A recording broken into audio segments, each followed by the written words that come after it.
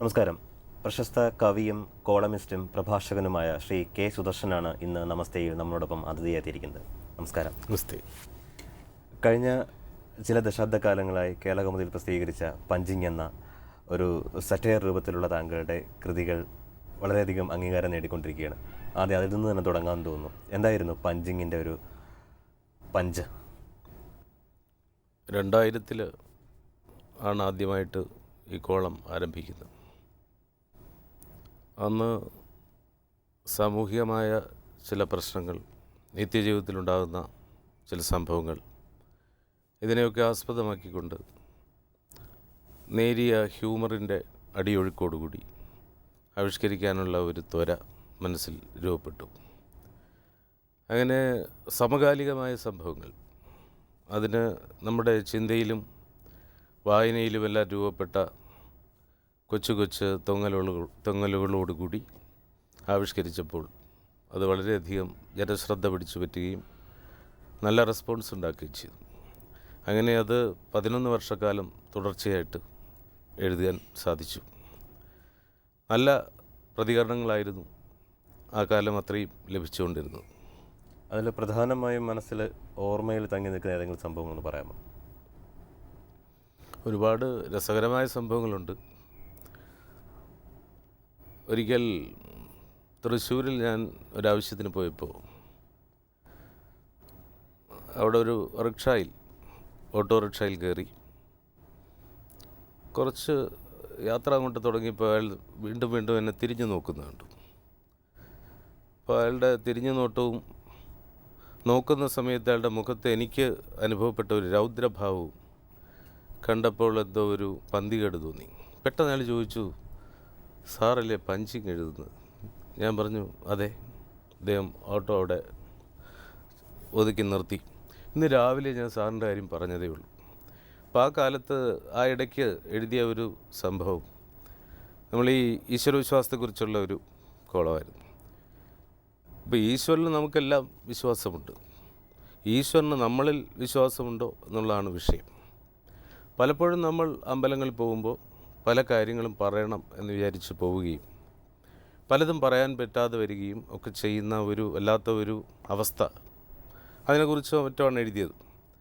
അപ്പോൾ അതിലൊരു ഭാഗത്ത് എഴുതിയിരുന്നു, ഈ പുതിയ ചെരുപ്പ് മേടിച്ചിട്ട് അത് ഓർക്കാതെ അമ്പലത്തിലിട്ടുകൊണ്ട് പോയിട്ട് അതവിടെ പുറത്തിട്ടിട്ട് അകത്ത് കയറിപ്പോവും. ഇപ്പോൾ ചെന്ന് ഒരുപാട് പ്രധാന കാര്യങ്ങൾ പറയാൻ നിൽക്കുന്ന ഭക്തൻ്റെ മനസ്സിൽ തിരിച്ചു ചെല്ലുമ്പോൾ ആ ചെരുപ്പ് അവിടെ ഉണ്ടാകുമോ എന്ന ചിന്ത നിറഞ്ഞു നിൽക്കുകയും മാത്രമല്ല, ഒരു കാലുവയ്യാത്ത താടി വെച്ച ഒരു മനുഷ്യൻ വല്ലാതെ ആ ചെരുപ്പി നോക്കുന്ന കണ്ടു.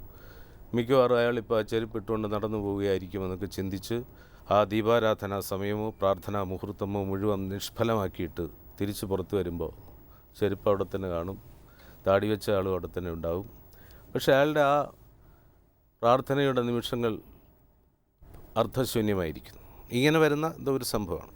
അപ്പോൾ ഈ റിക്ഷാക്കാരൻ അദ്ദേഹത്തിൻ്റെ ഭാര്യ അന്ന് പുതിയ ചെരുപ്പിട്ടുകൊണ്ട് അമ്പലത്തിലേക്ക് ഇറങ്ങിയപ്പോൾ പറഞ്ഞു അത്രേ, ഇതിപ്പോൾ സുദർശന സാർ എഴുതിയതുപോലെ തന്നെ ആയിരിക്കും, നീ ഇതിട്ടുകൊണ്ട് പോയാൽ എന്ന് പറഞ്ഞ ദിവസം അയാൾ എന്നെ കാണുകയാണ്. അതൊരു കോയിൻസിഡൻസ്, ഒരു സംഭവ്യത. അപ്പോൾ അതാണ് അയാൾ ഓർക്കുന്നത്. അപ്പോൾ അത്രമേൽ സാധാരണ ആരുടെ ദൈനംദിന ജീവിതത്തെ പോലും സ്വാധീനിക്കുവാനും അതിൽ സ്പന്ദനങ്ങൾ ഉളവാക്കുവാനും അതിന് സാധിച്ചു എന്നുള്ളതാണ്. ഒരു ഹയർ സെക്കൻഡറി അധ്യാപകൻ ഒരിക്കൽ സെക്രട്ടേറിയറ്റ് പരിസരത്ത് വെച്ച് എന്നെ കണ്ടപ്പോൾ അതിലിങ്ങനെ ചെറിയൊരു ഫോട്ടോ അച്ചടിച്ച് വരുന്നതുകൊണ്ട് ആ മുഖപരിചയം വെച്ച് അയാൾ എന്നെ പരിചയപ്പെട്ട് പറഞ്ഞു, സാർ ഉള്ളതുകൊണ്ടാണ് ഞാൻ രക്ഷപ്പെട്ടു പോകുന്നത്. ക്ലാസ്സിൽ ഇതിലെഴുതുന്ന പല കാര്യങ്ങളും ഞാൻ ക്ലാസ്സിൽ പറയാറുണ്ട്. അധ്യാപകനാണ്. ഇത് അധികം ആളുകൾ വായിക്കാത്തതും എൻ്റെ രക്ഷയാണ് എന്നും അദ്ദേഹം പറഞ്ഞു. അങ്ങനെ ഒരുപാട് അനുഭവങ്ങളുണ്ട്. അപ്പം ഇതിനു വേണ്ടിയുള്ള മെറ്റീരിയൽ അല്ലെങ്കിൽ ഒബ്സർവേഷനിലൂടെ അത് എങ്ങനെയാണ് ആർജിച്ചെടുക്കുന്നത്? അത് എനിക്ക് തോന്നുന്നു ഈ നമ്മൾ കാണുന്ന പരിചയിക്കുന്ന ആളുകളുടെ ഒക്കെ ചിത്രങ്ങളും അത്തരം മുഹൂർത്തങ്ങളും അവർ പറയുന്ന ചില വാചകങ്ങളും ആ സന്ദർഭങ്ങളുമെല്ലാം മനസ്സിൽ സ്റ്റോർ ചെയ്യുന്നുണ്ടാവും. ഏറ്റവും അവസാന നിമിഷമാണ് ഞാനിത് എഴുതാൻ ഇരിക്കുന്നത്. പലവിധ തിരക്കുകൾ കൊണ്ട് വ്യാഴാഴ്ചയാണ് കൊടുക്കേണ്ടതെങ്കിൽ വ്യാഴാഴ്ച രാവിലെ ആയിരിക്കും മിക്കവാറും ഇരിക്കുന്നത്. അപ്പോൾ ഒരു വിഷയം സ്ട്രൈക്ക് ചെയ്യും. ആ വിഷയം എഴുതാൻ തുടങ്ങുമ്പോൾ അതുമായിട്ട് ബന്ധപ്പെട്ട ഒരുപാട് കാര്യങ്ങൾ ഓർമ്മയിലേക്ക് വരും. ഉദാഹരണത്തിന് ഞാൻ ഒരിക്കൽ സെക്രട്ടേറിയറ്റിലെ ഒരു ലിഫ്റ്റിലേക്ക്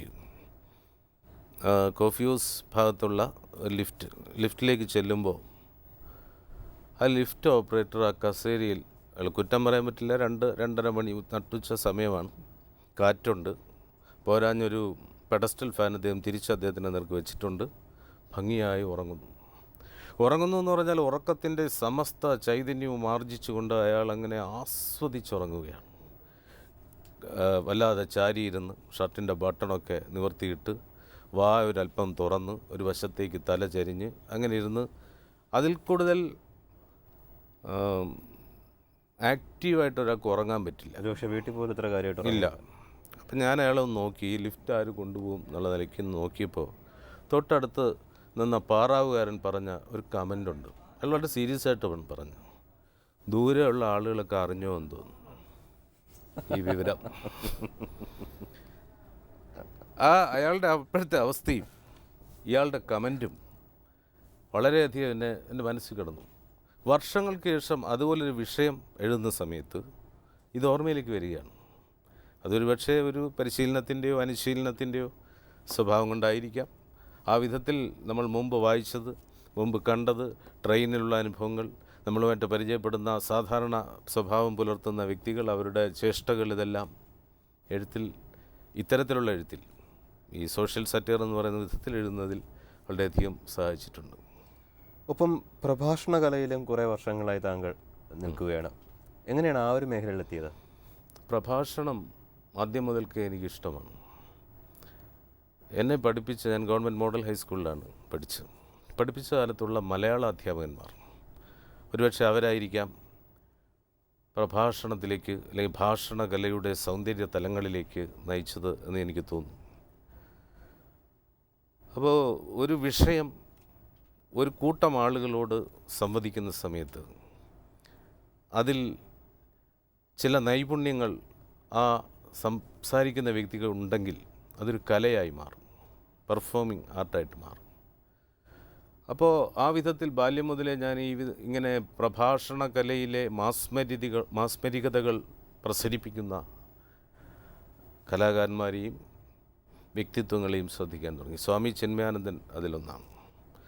പറഞ്ഞുവല്ലോ, ഗവൺമെൻറ് മോഡൽ ഹൈസ്കൂളിലാണ് ഞാൻ പഠിച്ചത്, ഇംഗ്ലീഷ് മീഡിയത്തിലായിരുന്നു. പറയാൻ കാര്യം, അവിടെ അതിൻ്റെ മുകളിലാണ് ട്രെയിനിങ് കോളേജിൽ ഒരിക്കൽ ഏതോ ഒരു ഫംഗ്ഷന് സ്വാമി ചിന്മയാനന്ദൻ വരികയാണ്. അപ്പോൾ അദ്ദേഹം വരുന്നത് കൊണ്ട് ഓഡിയൻസ് എല്ലാം ടൈറ്റ്ലി പാക്ഡ് ആയിരിക്കണം എന്ന് വിചാരിച്ചാവും തൊട്ട് താഴെയുള്ള മോഡൽ സ്കൂളിലെ ഇംഗ്ലീഷ് മീഡിയം വിദ്യാർത്ഥികളെ, 10ാം ക്ലാസ് വിദ്യാർത്ഥികളെ കൂടി കയറ്റിയിരുത്തി. സ്വാമി ചിന്മയാനന്ദൻ തൻ്റെ പ്രഭാഷണം തുടങ്ങിയത് ഇപ്പോഴും ഞാൻ ഓർക്കുന്നു. പിൽക്കാലത്ത് മൈക്കിന് മുന്നിൽ എന്ന പേരിലൊരു പങ്ക്തി എഴുതി പ്രഭാഷണകലയിലെ പ്രമുഖ വ്യക്തിപ്രഭാവങ്ങളെക്കുറിച്ച്. അധികം എഴുതിക്കൊണ്ടു പോകാൻ പറ്റിയില്ല, അതിലെ സ്റ്റോക്കില്ലാത്തത് കൊണ്ട്, ആളുകൾ കുറവായുണ്ട്. അന്ന് ഞാൻ ഈ ചിന്മയാനന്ദനെ എൻ്റെ ഓർമ്മയിൽ നിന്ന് പുനരാവിഷ്കരിക്കുകയുണ്ടായി. സ്വാമി ചിന്മയാനന്ദനെ. അദ്ദേഹം തൻ്റെ പ്രസംഗം തുടങ്ങിയത് teachers, efficient teachers and inefficient teachers എന്നാണ്.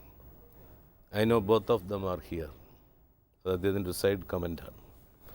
അപ്പോൾ ഒരു അഭിസംബോധനയിൽ കൂടെ തന്നെ പ്രഭാഷണ കലയിലെ ഒരാളുടെ ആ പ്രഭാവം പ്രകടമാക്കുവാൻ സാധിക്കും എന്നുള്ളതിൻ്റെ തെളിവാണ് ഇത്.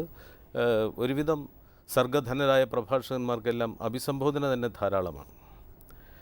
ഒരിക്കൽ ഒരു രാഷ്ട്രീയ പ്രഭാഷകൻ, രാഷ്ട്രീയവും സാഹിത്യവും ഒരേപോലെ കൈകാര്യം ചെയ്യുന്ന പ്രഭാഷകൻ യൂണിവേഴ്സിറ്റി ഈവനിങ് കോളേജിൽ അവരുടെ ആർട്സ് ക്ലബ്ബ് ഇനോഗ്രേറ്റ് ചെയ്തുകൊണ്ട് ആ ഇനോഗ്രേറ്റ് ചെയ്യുന്ന സമയത്ത് അതിൻ്റെ ഈ പറഞ്ഞ പ്രാരംഭ വചനമുണ്ടല്ലോ, അഭിസംബോധന എന്ന വചനം, അതും എൻ്റെ മനസ്സിൽ തങ്ങി നിൽക്കുകയാണ്. അടിയന്തരാവസ്ഥ കാലമാണ്. അടിയന്തരാവസ്ഥ കാലത്ത് പ്രഭാഷകന്മാർക്ക്, എഴുത്തുകാർക്കൊക്കെ ഒരു തരത്തിലുള്ള വിലക്ക്, ആശയപരമായ വിലക്ക് നിലനിൽക്കുന്ന കാലത്ത് അദ്ദേഹം തൻ്റെ പ്രസംഗം തുടങ്ങിയത് അഭിവന്ദ്യരായ ഗുരുജനങ്ങളെ 4 മണിപ്പൂക്കളെ പോലെ വിരിയുന്ന സായന്തന നിശാശലഭങ്ങളെ എന്ന് പറഞ്ഞുകൊണ്ടാണ്. എന്ന് പറഞ്ഞാൽ ഈവനിങ് കോളേജ് ആയതുകൊണ്ട് 4 മണിപ്പൂക്കളെ പൂക്കളിലേക്ക് ഉപമിച്ചുകൊണ്ട് തൻ്റെ പ്രഭാഷണം തുടങ്ങുമ്പോൾ തന്നെ കുട്ടികളുടെ, ശ്രോതാക്കളുടെ, പ്രേക്ഷകരുടെ മനസ്സിൽ ശ്രദ്ധയുടെ ഒരു കാന്തിക വലയം സൃഷ്ടിക്കുവാൻ ആ പ്രഭാഷകന് സാധിച്ചിരിക്കുന്നു. ഒപ്പം സുകുമാർ അഴീക്കോട് മാഷിനെ കുറിച്ചിട്ട് താങ്കളൊരു പുസ്തകം എഴുതിയിരുന്നു. പ്രഭാഷണ കല താങ്കളേറെ ഇഷ്ടപ്പെടുന്ന ഒരു വ്യക്തിയുമാണ്. അപ്പോൾ ഇത് തമ്മിലുള്ള ബന്ധം എന്താണ്?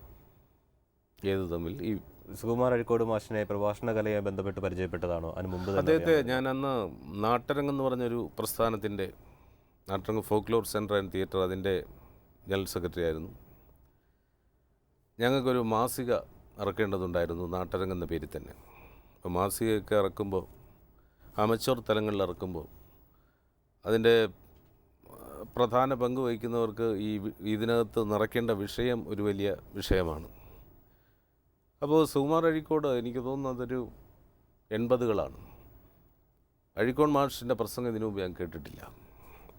അപ്പോൾ അദ്ദേഹത്തിൻ്റെ പ്രസംഗം കേൾക്കാൻ YMC ഹാളിൽ ആദ്യമായി പോവുകയാണ്. സത്യം പറഞ്ഞാൽ ആദ്യം എനിക്ക് കേട്ടപ്പോൾ അത് ഇമ്പ്രസീവായി തോന്നിയില്ല എന്നുള്ളതാണ്. കാരണം അദ്ദേഹം ചില ചോദ്യങ്ങൾ ചോദിക്കുന്നു, അദ്ദേഹത്തിൻ്റെ ഒരു താളം എല്ലാം കൂടെ ഒരു വികാരിയുടെയോ എന്തോ ഒരു സ്വഭാവം, പ്രഭാഷണത്തിൻ്റെ, പള്ളിയിലേക്കുള്ള ഒരു പ്രസംഗത്തിൻ്റെ സ്വഭാവം പോലെ എനിക്ക് തോന്നി. പക്ഷേ അതങ്ങനെ ശ്രദ്ധിച്ച് പോയപ്പോൾ അത് വല്ലാതെ സ്വാധീനിച്ചു. ഒരുപാട് കാര്യങ്ങൾ അദ്ദേഹം പറഞ്ഞിരിക്കുന്നു. ഞാനന്ന് രാത്രി അദ്ദേഹം പറഞ്ഞ കാര്യങ്ങൾ ഏകാന്തതയിൽ ഇങ്ങനെ ഓർത്തപ്പോൾ അതിലൊരു വാചകം ഇതാണ്: ധീരന്മാരുടെ ഹൃദയം അശ്രു സമുദ്രമായിരിക്കും, പക്ഷേ അവരുടെ കണ്ണിൽ നിന്ന് ഒരു തുള്ളി പോലും അടർന്നു വീഴുകയുമില്ല. ധീരന്മാരുടെ ഹൃദയം അശ്രുസാഗരമായിരിക്കും. വേറൊരു ഭാഗത്ത് അദ്ദേഹം പറയുന്നു, ഈ PT ഉഷ എന്തിനാണ് ഇങ്ങനെ ഓടുന്നത്?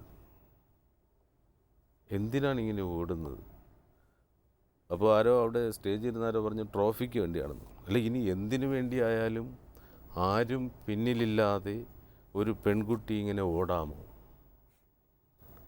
അത് മാഷിന് മാത്രം, അഴീക്കോട് മാഷിന് മാത്രം ചോദിക്കാവുന്ന ഒരു ചോദ്യമാണ്. അദ്ദേഹം ചോദിക്കുമ്പോൾ മാത്രം ആളുകൾ ചിരിക്കുന്ന ഒരു മുഹൂർത്തമാണ്. അപ്പോൾ ഇങ്ങനെ ഒരുപാട് കാര്യങ്ങൾ പറഞ്ഞത്, ഗാന്ധിജിയെക്കുറിച്ച് പറഞ്ഞത്, ഇതെല്ലാം എൻ്റെ മനസ്സിൽ നിന്നിട്ട് എനിക്ക് തോന്നി, അഴീക്കോട് ശബ്ദിക്കുമ്പോൾ അല്ലെങ്കിൽ അഴീക്കോട് സംസാരിക്കുന്നു ആ പേരിൽ ഞാനതെല്ലാം ഇങ്ങനെ ബുള്ളറ്റിനിട്ടിട്ട് ഒരു 10-18 എണ്ണം പുസ്തകം പുറത്തു വന്നത് അഴീക്കോട് ഫലിതങ്ങൾ എന്ന പേരിലായിരുന്നു. അപ്പോൾ അത് ഞാനതിലേക്ക് വരികയാണ്. അത് അദ്ദേഹം ശ്രദ്ധിക്കാനിടയായി. എന്നെ ആരോ പറഞ്ഞ് വിളിപ്പിച്ചു, വളരെയധികം അഭിനന്ദിച്ചു. അദ്ദേഹം പറഞ്ഞു, ഈ സുദർശൻ ഇപ്പോൾ എഴുതിയ ഇത് കേൾക്കാനാണ് ആളുകളൊക്കെ കൂടുന്നത്. ഇതെനിക്ക് അല്ലാതെ പറയാൻ കഴിയില്ല. എഴുതുമ്പോൾ ഈ മനസ്സ് തുറക്കില്ല. സ്റ്റേജിൽ മൈക്കിൻ്റെ മുമ്പിൽ ജനസഹസ്രങ്ങളുടെ മുമ്പിൽ നിൽക്കുമ്പോൾ മാത്രം തുറക്കുന്ന മനസ്സിൻ്റെ ഏതോ ഒരു വാതായനത്തിൽ നിന്ന് വരുന്ന വാക്കുകളാണിത്. അത് പത്രക്കാരെഴുതുമ്പോൾ അവരിൽ നിന്ന് ചോർന്നു പോവുകയും ചെയ്യും. പക്ഷേ ജനം കൂടുന്ന ഇത് കേൾക്കാനാണ്. ഇത് നമുക്കൊരു പുസ്തകമാക്കണം. അങ്ങനെ ഞാനിത് നിരന്തരം എഴുതാൻ തുടങ്ങി. അദ്ദേഹം തന്നെ അതിനുവേണ്ടി കൂടുതൽ ഉത്സാഹം കാണിച്ചു, ഇത് പുസ്തകമാക്കണം, ഇത് പുസ്തക രൂപത്തിൽ വരണം. അപ്പോൾ ഞാനൊരു പേര് നിശ്ചയിച്ചു, അഴീക്കോടിൻ്റെ നർമ്മമർമ്മങ്ങൾ. നർമ്മവുമുണ്ട്, അത് മർമ്മഭേദിയുമാണ്, നർമ്മമർമ്മങ്ങൾ. അപ്പോൾ അദ്ദേഹം പറഞ്ഞു, അത് നമുക്ക് ഒന്നുകൂടെ പരിഷ്കരിക്കാം, നർമ്മമർമ്മരങ്ങൾ എന്നാക്കാം. ആയിക്കോട്ടെ എന്ന് അദ്ദേഹം തന്നെ നിർദ്ദേശിച്ച ഒരു പ്രസാധകനെ അത് ഏൽപ്പിച്ചു. പക്ഷേ പുസ്തകം പുറത്തു വന്നപ്പോൾ ഞങ്ങൾ രണ്ടുപേരും ഞെട്ടി. അയാളിട്ടിരിക്കുന്ന പേര് അഴീക്കോടിൻ്റെ ഫലിതങ്ങൾ എന്നാണ്.